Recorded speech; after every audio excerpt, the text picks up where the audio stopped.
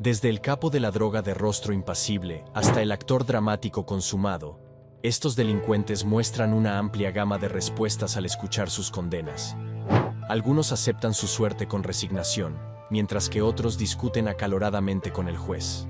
Prepárense para presenciar algunas de las actuaciones más descaradas, mientras estos astutos criminales intentan escapar al castigo fingiendo arrepentimiento. Hoy conoceremos a capos y dealers de drogas que fueron sentenciados por sus crímenes.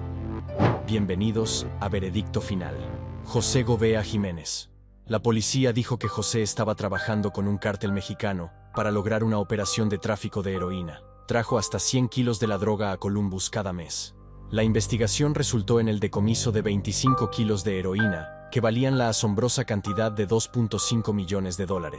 Jiménez se declaró culpable de 2 cargos de tráfico, junto con un cargo de participación en una actividad corrupta, y compareció en el tribunal del condado de Franklin para la sentencia.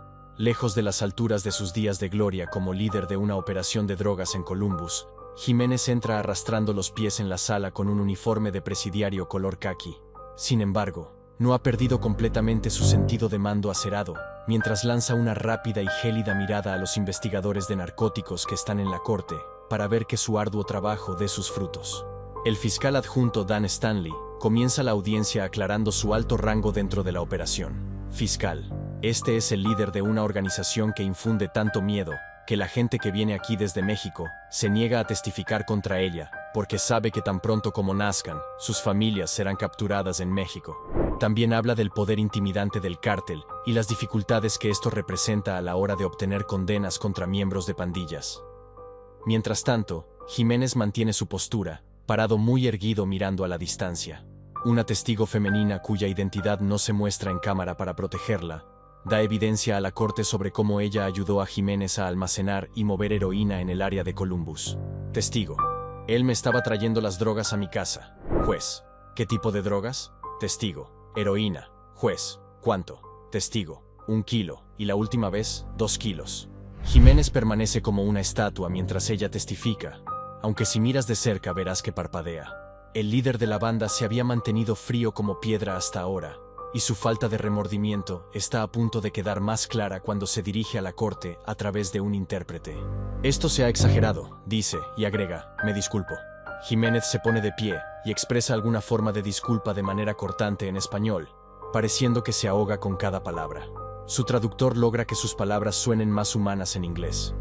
Sin embargo, la jueza Kimberly Coft no se cree ninguno de sus débiles arrepentimientos, y lo reprende por sus afirmaciones de que la fiscalía ha inflado su responsabilidad. Jueza: me sorprende escucharlo decir hoy que su participación está exagerada, recordándole a Jiménez con dureza que ella le informó de los requisitos legales para una condena antes de encarcelarlo por 21 años en prisión. También ordena que el varón de la droga sea deportado inmediatamente después de su liberación. Jueza: fui muy intencional al explicarle el requisito legal para la condena. Jiménez no muestra reacción alguna ante el hecho de que tendrá cerca de 70 años cuando sea liberado, y simplemente sale de la sala con una expresión de desdén en la cara. La total falta de emoción de Jiménez es inquietante. Dexter Lee Williams. Dexter Lee Williams muestra un nivel similar de tranquilidad. Sin embargo, en el caso de Williams, alguien más se está alterando en su nombre. Juez: estoy hablando con el señor Williams. Lo he escuchado todo. Abogada: pero usted no está sosteniendo ninguna otra acusación. Él no testificó. Juez: he escuchado a todos. El capo de 53 años está a punto de ser sentenciado en la Corte Superior del Condado de Houston, después de ser declarado culpable de 3 cargos de violar la ley de organizaciones corruptas e influenciadas por extorsión. La condena se deriva de los cargos de tráfico de drogas presentados contra Williams, a quien la policía dijo que estaba liderando una operación de tráfico multimillonaria entre México y Atlanta, cuando fue detenido con 39 kilos de cocaína en su poder, con un valor estimado de $4 millones. Aquí está, hablando y riéndose solo en la parte trasera del auto de la policía luego de su arresto. Dexter: me atraparon rápido. Definitivamente no debí entrar en esa casa. El juez Bo Adams está sentenciando a Williams y tiene algunas palabras duras para el acusado, quien se sienta impasible en su asiento. Juez: en su caso, no es un contexto de mera posesión, no es una mera lucha que tiene con una adicción que usted personalmente consume. No es que usted, yo diría, esté alimentando la adicción con la que están batallando y está sacando provecho de ella. Si bien Williams podría no inmutarse por las palabras del juez Adams, su abogada defensora Wanda Jackson se está irritando notablemente con las palabras del juez, suspirando y recostándose con irritación en su asiento. Juez, usted ha sido condenado no porque la corte sea solapada o corrupta o algo así. Y parece que finalmente cae la ficha para el acusado. La sentencia no va bien para él. Comparte una mirada con Wanda Jackson, y lo que sucede a continuación es algo que no se ve muy a menudo en una audiencia de sentencia. Williams continúa mirando sin emoción. Wanda Jackson ha escuchado suficiente e increíblemente tiene un problema con el juez Adams. Juez, estoy hablando con el señor Williams. Lo he escuchado todo. Abogada. Pero usted no está sosteniendo ninguna otra acusación. Él no testificó, así que me está diciendo lo que yo. Juez. He oído a todos. Lo he oído todo. Intentando regañarlo por insinuar que su defensa estaba llena de acusaciones desenfrenadas. Pero el juez la interrumpe y continúa con su discurso. Juez, señor Williams, usted ha sido condenado no porque yo sea corrupto o solapado, o la policía sea racista, o el jurado haya tenido una conducta o contacto no autorizado con testigos. Usted ha sido condenado porque es culpable. Esa es la verdad simple y clara de la evidencia que muestran las escuchas telefónicas, y al final de todo, encuentro que obviamente debería sentenciársele por su participación en esta empresa de chantaje. Sin embargo, Jackson sigue sin impresionarse, y se la puede ver gesticulando con las manos y resoplando. El juez Adams finalmente sentencia a Williams a un total de 40 años sin libertad condicional. Y ni siquiera la perspectiva de pasar el resto de su vida en prisión es suficiente para provocar una reacción por parte del insensible traficante. Juez. Por el cargo 1, sentenciaré al señor Williams a 20 años de cumplimiento. Por el cargo 2, lo sentenciaré a 20 años, que serán consecutivos al cargo 1. Y voy a exigir que se cumplan 20 años. El cargo 3, ya indiqué que se fusiona con el cargo 1, así que esa será la sentencia del tribunal. Jackson está menos que satisfecha. Recoge sus cosas y se levanta para irse antes de que el juez tenga la oportunidad de terminar de hablar. Juez, esa será la sentencia del tribunal. Wallace Beeger. Como vemos en el caso de Wallace Beeger, no todos los traficantes llevan un estilo de vida lujoso. Beeger. Creo que el juez es parcial, y dije desde el principio que Andre Koning no iba a ser justo. La policía dice que Beeger movió una importante red de drogas recetadas a través del condado de Antrim, en el norte de Michigan durante varios años. La operación involucró la obtención de miles de píldoras de morfina y otros medicamentos controlados de un médico en Sagen, que luego fueron vendidos por Beeger desde varios lugares en todo el condado. Sin embargo, a pesar de ganar más de $200,000 con las ganancias de su comercio ilegal, Beeger apenas llegaba a fin de mes, viviendo en condiciones de miseria práctica en una caravana en la entrada de la casa de su hija. A lo largo de su juicio, el hombre de 70 años permaneció desafiante, protestando su inocencia y criticando a su asesor legal y al sistema de justicia penal en su conjunto. Intentó despedir a su abogado en varias ocasiones y afirmó que había sido incriminado por funcionarios policiales. Finalmente fue declarado culpable de dirigir una empresa criminal, el cargo más grave posible según las leyes de extorsión de Michigan. Hoy, Beeger comparece ante el juez Philip Rogers para la sentencia. El juez no se contiene al exponer las condiciones de vida sórdidas y la naturaleza resentida del anciano capo de la droga. Juez. ¿Vivía con gran estilo? ¿Estaba sentado junto a la piscina de cemento con el BMW estacionado en la entrada? No, no lo estaba. Vivía un estilo de vida bastante desagradable, de vez en cuando en una caravana en la entrada de su hija. Pero eso no le impidió ser manipulador. No le impidió abusar de otras personas. Beeger está menos que complacido, y cuando se acerca al podio para hablar, lo que tiene que decir conmociona a la corte. Beeger. No vendí drogas y no hacía nada. Manteniendo su descarada pretensión, el traficante de drogas continúa fingiendo inocencia. Luego continúa quejándose amargamente de su abogado, e incluso llega a acusar al juez Rogers de ser parcial, repitiendo su afirmación de que no tuvo un juicio justo. Beeger. Creo que el juez es parcial, y dije desde el principio que Andre Koning no iba a ser justo. No tuve un juicio justo, y tengo un abogado de mierda.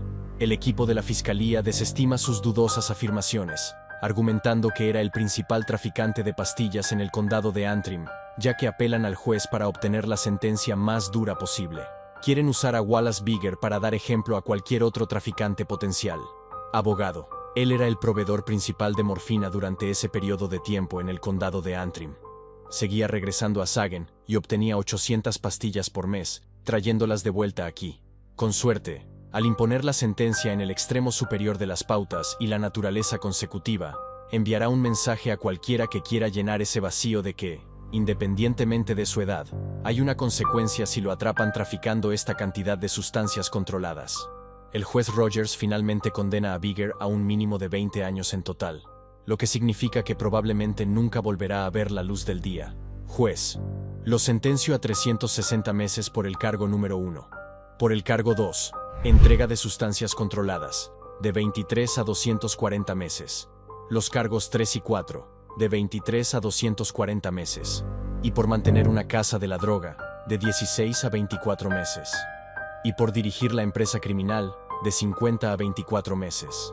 La mayoría de los capos de la droga como Bigger son condenados por poseer sustancias ilegales con la intención de distribuirlas, y rara vez enfrentan cargos relacionados con el efecto que sus drogas tienen en sus clientes vulnerables. Sin embargo, ocasionalmente, los traficantes son considerados responsables de las consecuencias de sus acciones. Aaron Andrade.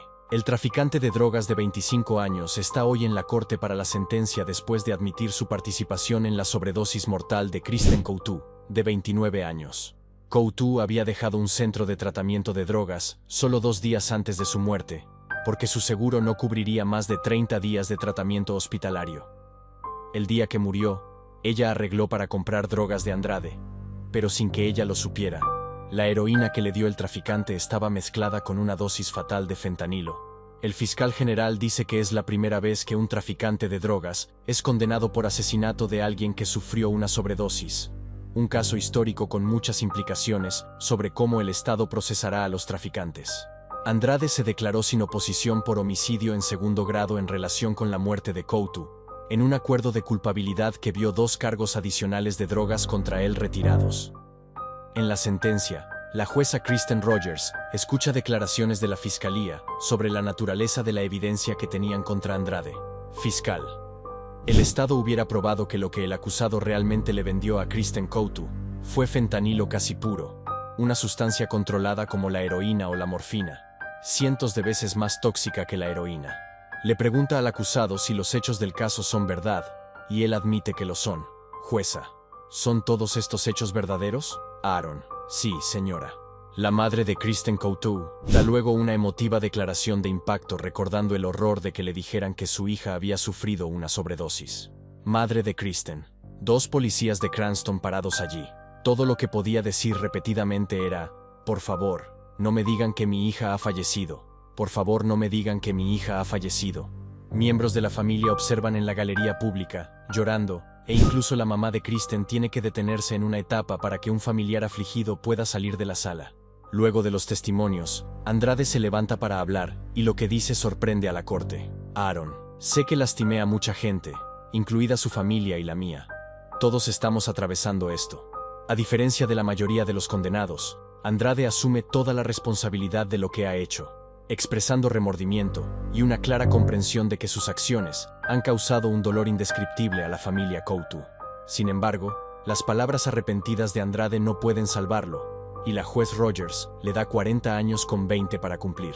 Jueza, este hombre está ante usted acusado, entre otros cargos, de asesinato por, como alega el Estado, entregar una sustancia que contenía fentanilo que mató a Kristen Coutu.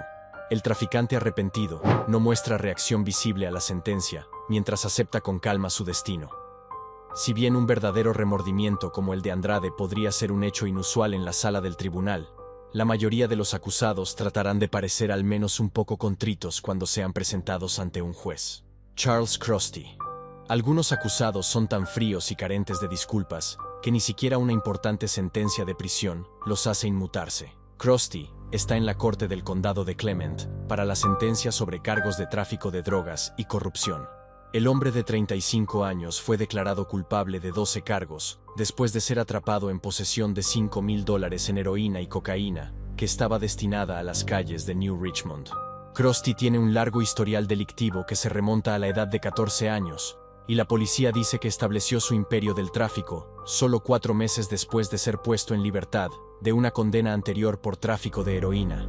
La audiencia comienza con el fiscal adjunto Darren Miller, tratando de impresionar al juez Thomas Herman sobre la magnitud del daño causado a la comunidad por Krusty.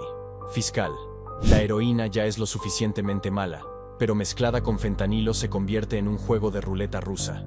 Individuos como Charles Krusty proporcionan el arma, proporcionan la bala y giran la recámara apuntando a la cabeza del adicto, y todo lo que el adicto tiene que hacer es apretar el gatillo. Ese es Charles Krusty. Los funcionarios dicen que mientras el acusado estuvo activo, las sobredosis y las muertes relacionadas con las drogas se dispararon debido a grandes cantidades de heroína mezclada con fentanilo en las calles. Las payasadas de tráfico de drogas de Krusty ya son lo suficientemente escandalosas. Pero cuando el jefe de policía Ron Harvey le dice a la corte cómo obligó a los adictos a vender sus productos, el tribunal se sorprende por lo que tiene que decir. Harvey: tendrían ojos negros o la cara hinchada y les preguntaba cómo ocurrió esto, y ellos francamente me decían que Charles Krusty y sus asociados los golpeaban. Así es, Krusty alimentaría las adicciones de sus clientes, y luego los golpearía sin piedad, hasta que aceptaran vender drogas en las calles para él. A Krusty aparentemente no podría importarle menos que sus horribles acciones queden al descubierto ante la corte, y simplemente pone los ojos en blanco mientras Harvey habla. El acusado continúa mirando al vacío mientras el juez Herman enumera su extenso historial delictivo antes de sentenciarlo a 20 años y 9 meses en prisión. Fiel a su forma, Krusty ni siquiera pestañea cuando se anuncia la dura sentencia. Afortunadamente para los residentes de New Richmond, su ciudad ahora será más segura durante mucho tiempo. Los hermanos Johnson. Él es Rashad Johnson, y este es su hermano Marques Johnson. Los hermanos de Jacksonville comparecen ante el juez Anthony Salem, del condado de Duval, para la sentencia después de ser juzgados juntos y declarados culpables de cargos de tráfico y posesión de drogas. Sus arrestos se produjeron después de que la policía allanara una casa de trampa en el lado este de Jacksonville, y los cargos de los que fueron declarados culpables tenían aumentos de drogas porque ambos hombres fueron identificados como líderes de la despiadada pandilla Outist. Mira el amor fraternal mientras Marques le da un asentimiento de reconocimiento a Rashad antes de la sentencia. Miembros de la familia Johnson entran en el estrado de los testigos para suplicar clemencia, diciéndole al juez que los hombres tienen 7 hijos entre ellos. Madre de los Johnson: a menudo pienso en las cosas que podría haber hecho diferente como madre. Sé que mi hijo podría haber tenido un mejor resultado en la vida, y él es un hombre de familia. Fiscal: ¿y sientes que es un buen padre? Familiar: 1. Sí, es un gran padre. Familiar: 2. Ruego y pido que seas misericordioso. Ruego que haya algunos recursos para ayudarlos a crecer. Luego, los hermanos se turnan para dirigirse al juez. Rashad: no sé qué tipo de sentencia impondrá hoy, pero le pediría que sea clemente conmigo. Tengo una hermosa familia que incluye a 4 hijos. Marques: no soy una mala persona. No soy un monstruo. No soy un pandillero. Solo un ser humano que cometió errores. Arrojándose a la misericordia del juez Salem y afirmando ser simplemente un hombre que ha cometido errores. De manera similar, Marques niega cualquier participación en actividades de pandillas. Marques: no vivo como un hombre, un animal o un miembro de una pandilla en mi comunidad o en cualquier otro lugar, y solo quiero decir que lamento mucho esto para mi familia una vez más, por ponerlos en esta situación y defraudarlos. Los fiscales no se lo creen y argumentan que los hermanos Johnson tuvieron muchas oportunidades para enmendar su camino, pero continuaron participando en actividades relacionadas con pandillas. Fiscal: tuvieron la oportunidad de mejorar sus vidas después de cumplir 3 años en la prisión estatal de Florida, y salieron y continuaron con el mismo patrón de actividad criminal por el que habían sido arrestados tantas veces antes. Incluso se mudaron de su comunidad, pero en lugar de quedarse fuera de su comunidad y conseguir trabajos, la corte no ha escuchado nada de ninguno de estos testigos sobre trabajos legales que tenían. Proveyeron financieramente para sus familias, pero ¿cómo están haciendo eso? Vendiendo drogas. Los hombres están uno al lado del otro para escuchar su destino, y con el futuro de 2 hombres en la balanza, parece que el juez Salem tiene una decisión difícil. La sentencia que dicta deja atónita a la sala. Juez: se les declara culpables, sentenciados a 30 años de prisión estatal con 581 días de crédito. Fuertes sollozos resuenan en la galería pública de los partidarios de los hombres, cuando se impone una pesada sentencia de 30 años a ambos hermanos. Por más molestos que estén los miembros de la familia de los hombres, los hermanos parecen estar asimilando su castigo de 3 décadas a su manera, ya que Rashad se da vuelta y saluda con la mano a su familia sin rastro de tristeza, mientras es sacado de la sala del tribunal. Robert Lloyd Schellenberg. Nada se compara con el castigo que enfrentó Robert Lloyd Schellenberg cuando lo atraparon traficando drogas en China. Según los fiscales estatales en China, Schellenberg intentó contrabandear 222 kilogramos de metanfetamina desde Dalian, una ciudad en la provincia de Liaoning, a Australia. Cuando el hombre canadiense se dio cuenta de que su traductor le había informado a la policía china que estaba transportando drogas, huyó y abordó un avión a Tailandia. Más tarde fue arrestado cuando el avión hizo una escala en un aeropuerto de la provincia de Guangdong. A pesar de afirmar que era un turista inocente que desafortunadamente fue incriminado por un traficante de drogas, Schellenberg fue juzgado y sentenciado a 15 años de prisión. Más tarde apeló y se le concedió un nuevo juicio, que tuvo lugar unos meses después. Lo vemos aquí durante su segundo juicio, en un ángulo diferente al primer juicio, donde enfrentó cargos penales. La fiscalía parece ir con todo ahora, y sostiene que Schellenberg jugó un papel crucial e importante en el tráfico. Puede haber sido una mala sincronización de su parte, ya que el nuevo juicio tuvo lugar solo un mes después de que las autoridades canadienses arrestaran a Meng Wanzhou, directora financiera de Huawei, por cargos de fraude bancario en Canadá. Las autoridades chinas no estaban contentas con este arresto, y parece que ahora están utilizando a Schellenberg como chivo expiatorio en un juego de represalias diplomáticas. Schellenberg es nuevamente declarado culpable, y cuando se lee su sentencia, probablemente desee haber cumplido sus 15 años y haberse quedado callado. La juez presidente Qiu Jian no se anda con rodeos al sentenciar a Schellenberg a muerte. Sí, a muerte. Jueza, el acusado Robert ha cometido el delito de contrabando de drogas. Por lo tanto, el tribunal condena a muerte al acusado. En un movimiento inusual que se sospecha es un mensaje velado a las autoridades canadienses, la sentencia se transmite en los medios estatales chinos. Schellenberg gesticula y se ve devastado al darse cuenta de lo que acaba de decir la jueza. Su absoluta perplejidad es evidente por la expresión de su rostro mientras trata de asimilar su castigo. La especulación internacional es que la jueza dio una sentencia capital para presionar a Canadá a liberar a Meng Wanzhou. Schellenberg más tarde apela la sentencia de muerte, pero su solicitud es rechazada por la corte. Wanzhou, por otro lado, es liberada más tarde y se le permite viajar de regreso a China. A partir de 2023, Schellenberg permanece en una prisión china enfrentando la muerte. Félix Dorfin. El francés de 35 años fue declarado culpable de traficar 3 kilos de varias drogas a Indonesia, después de ser atrapado en el aeropuerto de Lombok con una maleta llena de éxtasis y anfetaminas. Más tarde escapó y estuvo prófugo durante 2 semanas antes de ser recapturado. Indonesia es conocida por tener algunas de las leyes de drogas más estrictas del mundo, y aunque la cantidad de drogas que llevaba Dorfin era relativamente pequeña, aún enfrenta un castigo severo. Durante su juicio, los fiscales pidieron una condena de 20 años de cárcel, junto con una multa de $700,000. Es una sentencia fuerte, pero es probable que Dorfin se sienta aliviado de que no estén buscando la pena de muerte. Se sienta tranquilamente con su abogado mientras el juez comienza a dar el fallo. Sin embargo, su alivio está a punto de ser de corta duración. Desafortunadamente para Dorfin, se sabe que los jueces indonesios a veces exceden las demandas del fiscal, y en este caso el juez presidente Isu Samsul está de un humor particularmente acrimonioso. Deja caer el mazo bruscamente mientras sentencia a Dorfin a muerte. Los ojos de Dorfin se caen cuando la realidad de lo que ha dicho el juez se hunde. Luego parece decirle algo con enojo a su abogado antes de levantarse y salir de la sala con aspecto devastado.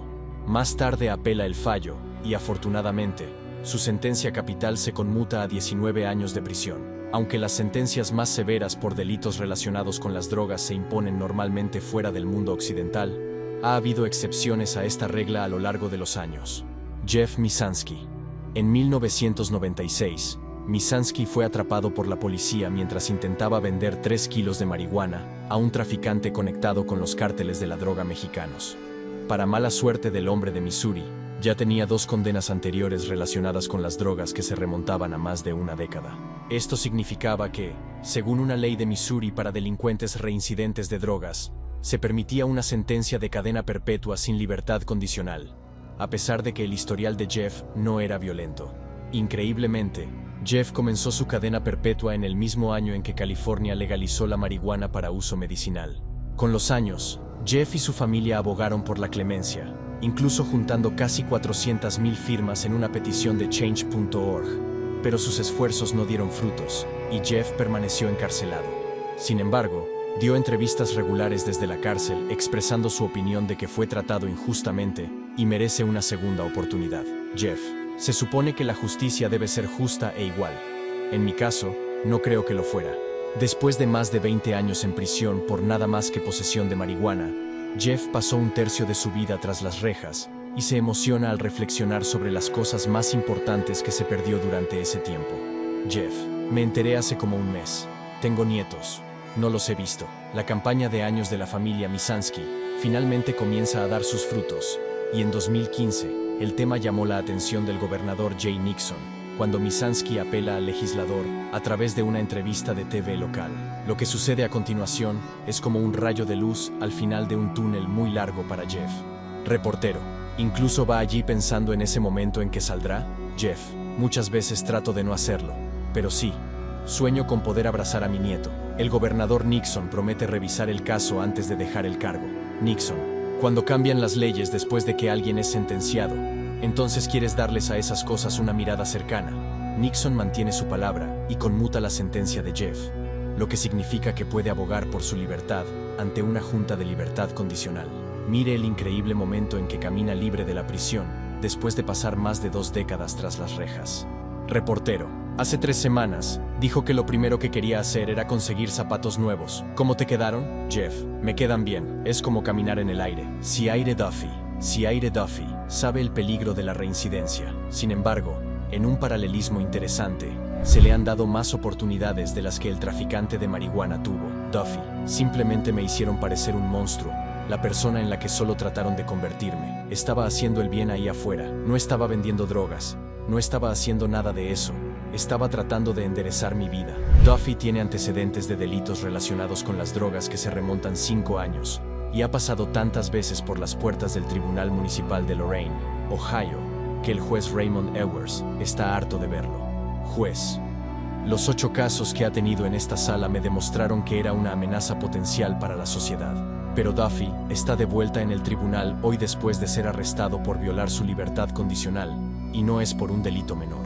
El hombre de 25 años llevó a los diputados en una persecución a alta velocidad en automóvil, cuando intentaron arrestarlo por una orden judicial separada. Cuando finalmente terminó la persecución, los oficiales recuperaron grandes cantidades de fentanilo y heroína, junto con una pistola Ruger. Como era de esperar, la fiscal adjunta Donna Freeman quiere a Duffy fuera de las calles y va por la yugular. Fiscal: el Estado solicitaría que sentencie a este acusado a la cantidad máxima de tiempo permitida por la ley. Duffy aprovecha su oportunidad para hacer un último recurso al juez, y dado su historial de violencia relacionada con las drogas, no creerá cómo se comporta. Duffy: simplemente me hicieron parecer un monstruo, la persona en la que solo trataron de convertirme. Tengo miedo de esa persona en la que intentaron convertirme. Estaba haciendo el bien ahí afuera. No estaba vendiendo drogas, no estaba haciendo nada de eso, no lo estaba. Estaba tratando de enderezar mi vida, y este hombre acaba de decirme que intenta darme 13 años. En contraste con su feroz reputación, el criminal reincidente se derrumba y llora como un bebé. Duffy: no soy un monstruo, no soy un monstruo. En una actuación casi digna de una nominación al Oscar. Incluso el juez Ewers parece divertido por la inusual explosión, aunque afortunadamente no se cree nada. Juez: conduciendo ese auto el otro día cuando la policía te estaba persiguiendo, creo que he tenido mucho tiempo para observar cómo te comportarías después de salir de la cárcel. Colgué una condena de prisión significativa sobre tu cabeza, porque los 8 casos que tuviste en esta sala me demostraron que eras una amenaza potencial para la sociedad. Y está claro que ha terminado de darle a Duffy segundas oportunidades. Juez: te di una oportunidad. Te di más de una oportunidad. Te di más oportunidades de las que tal vez debería haber dado. A medida que se lee la extensa sentencia de Duffy, su actuación dramática se convierte en una muestra de total irrespeto y le da la espalda al juez. La expresión en el rostro de su abogado lo dice todo, y le lanza al acusado una mirada de advertencia y unas pocas palabras tranquilas que Duffy ignora debidamente. Mire cómo se da vuelta y mira directamente a la cámara de la corte con intención y sin rastros de lágrimas.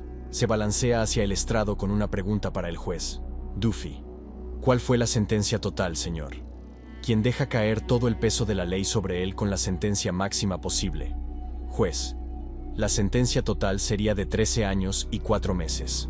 Increíblemente, Duffy se vuelve beligerante y comienza a discutir sobre la sentencia, soltando incluso palabrotas al juez Ewers. Duffy: así que son 13 años.